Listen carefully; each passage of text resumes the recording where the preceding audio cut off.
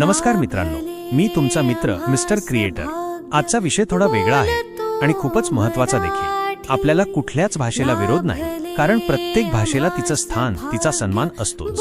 पण आज मुद्दा आहे आपल्या मातृभाषेचा, आपल्या मराठीचा। मित्रांनो, प्रत्येक राज्याची स्वतःची भाषा असते। जशी तमिळनाडूत तमिळ, कर्नाटकमध्ये कन्नड, बंगालमध्ये बंगाली, तशीच आपली महाराष्ट्रात मराठी।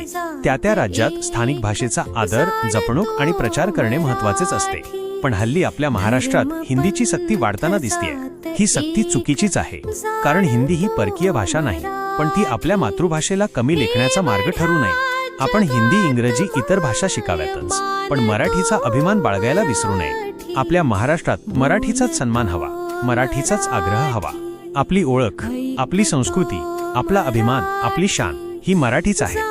म्हणूनच मित्रांनो, मराठी बोला, मराठी वाचा, मराठी लिहा आणि मराठीचा अभिमान ठेवा। जय महाराष्ट्र। जमलेल्या माझ्या तमाम हिंदू बांधवांनो, भगिनींनो, मातांनो,